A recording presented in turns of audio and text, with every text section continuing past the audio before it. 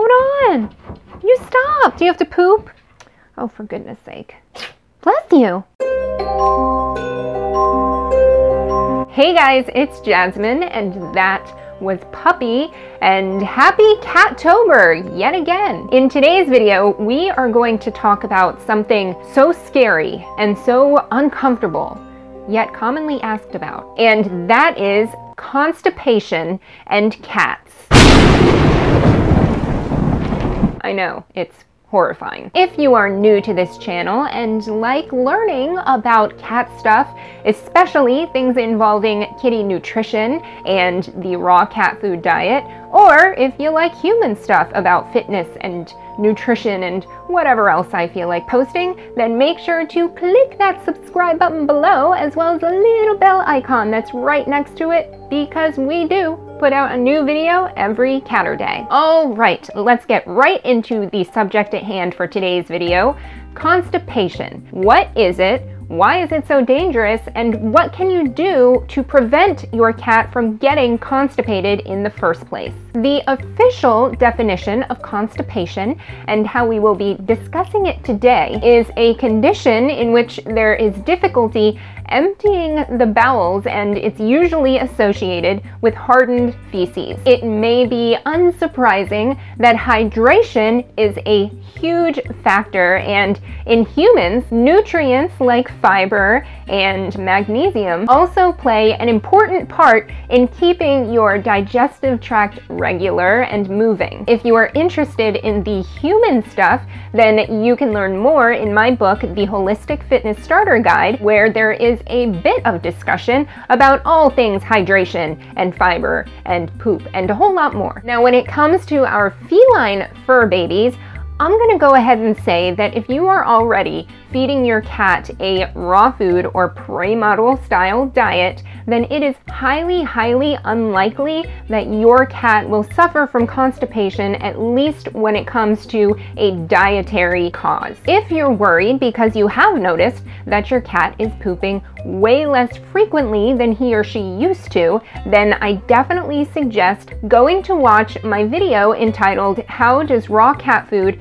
Change Your Cat's Poop?" and you can find that within the Cat Stuff playlist on this channel. So, what are the most common potential causes of constipation in cats? One cause is definitely insufficient moisture or hydration in your cat's diet. This includes dry kibble type cat food, or any food that doesn't have the proper nutrients and minerals and vitamins to encourage your kitty's best health and function. Another cause can be lack of physical activity, usually due to being obese or dehydrated. Physical activity actually stimulates peristalsis, which is the muscle contraction within the intestinal tract and the colon. Another cause can be overt grooming. So if your cat is obsessively grooming his or herself and ingesting too much hair, that hair can actually clog up their system, especially, again,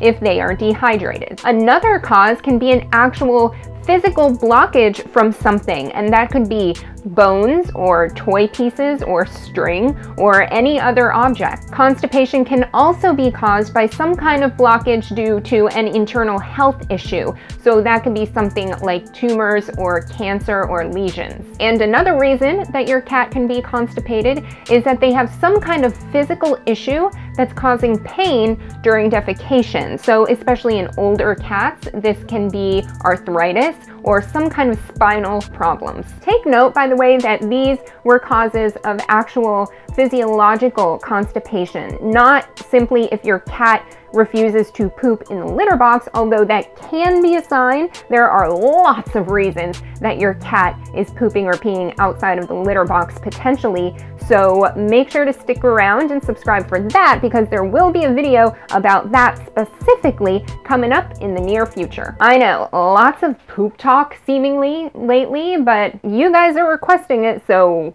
it must be exciting stuff. Now, as for how you can tell if your cat is actually constipated, again, I do really highly recommend going and watching the video I mentioned earlier, because in it we discuss how important it is to keep tabs of your kitty's litter box, because it is such an effective gauge of their health. But in addition to that, some symptoms of kitty constipation can be obvious physical discomfort or pain, which can include vocalization like howling or straining, and especially when they're in or around their litter box. If you see them with some odd positioning like excessive hunching or staying up on their toes. Vomiting can be a symptom, especially if it's right after they try to release their bowels in the litter box. Of course, there is the obvious symptom, which is not finding any feces in their litter box for a couple of days. You can also check for swelling of their anus or an actual visual protrusion coming from their abdominal or anal region, along with the symptoms of discomfort or concerning behavior. Now, if your cat is showing some of these symptoms and also pooping less than once a day, you can possibly identify the cause by evaluating your kitty's fecal matter. For this portion of the video, I will be utilizing an ageless and wonderful tool that we all know as Play-Doh.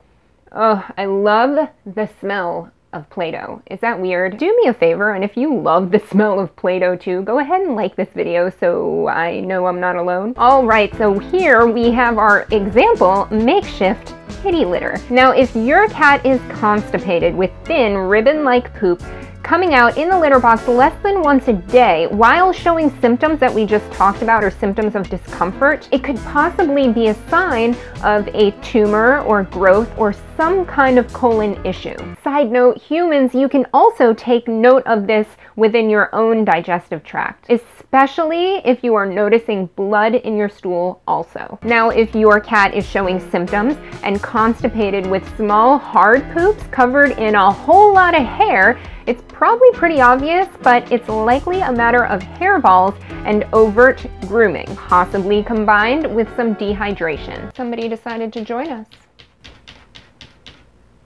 He always seems to have to poop literally whenever I am filming about poop. You want to say hello?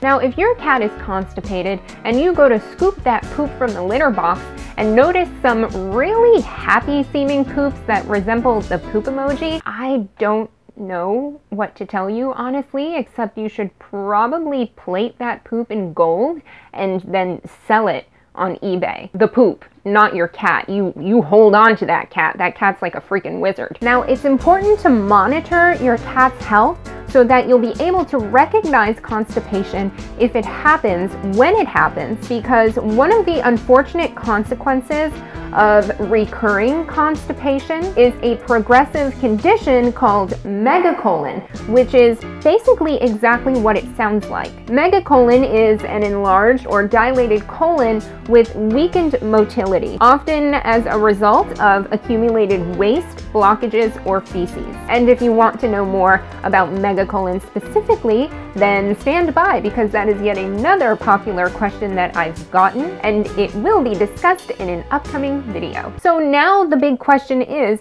what do you do if you're worried that your cat is actually constipated, and also what can you do to prevent it in the first place? The number one thing to do if you are concerned that your cat is suffering from constipation is to go consult with your vet. Your kitty's doctor can give a full physical exam as well as blood tests and even x-rays or an ultrasound to visually identify a potential blockage or impaction. Some vets may even choose to perform a colonoscopy in order to diagnose what is going on. And they may even manually remove any blockages or hardened feces from within the anal cavity. And thank goodness for a good vet, because you know that's not something that you want to be doing on your own at home. Not only that, but depending on the severity of the situation, your vet is able to give your cat properly balanced IV fluids